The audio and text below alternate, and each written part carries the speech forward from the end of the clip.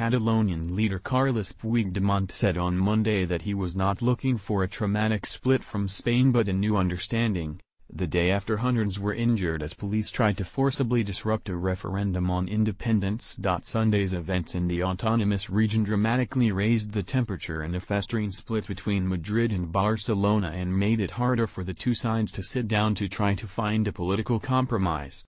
"We have to apply the vote," Mr. Puigdemont said. The vote, which attracted millions of defiant voters despite being ruled illegal by the Constitutional Court, was valid and binding, and that we have to apply it. He did, however, tell a news conference, "We don't want a traumatic break, we want a new understanding with the Spanish state." The Catalan leader said he had had no contact with Spain's central government and called on Prime Minister Mariano Rajoy to say whether he was in favor of mediation in talks over the region's future, to be overseen by the European Union.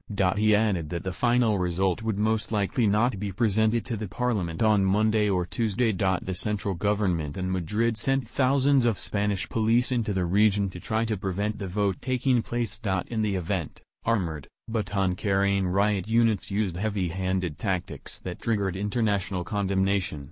Regional authorities said almost 900 people had been injured. Rajoy in a catch-22 situation. Mr. Puigdemont's comments threw down a new challenge to Mr. Rajoy, who has the constitutional power to sack the regional government and put Catalonia under central control pending fresh elections. That would raise tensions further in the region of 7.5 million people, a former principality with its own language and culture, and potentially hurt the resurgent Spanish economy. Mr. Puigdemont called an emergency meeting of the Catalan regional government, and said Catalonia would create a commission to investigate claims of abuse by Spanish police. In Madrid, Mr. Rajoy planned to coordinate the next steps in a meeting with Pedro Sánchez, leader of the opposition socialists.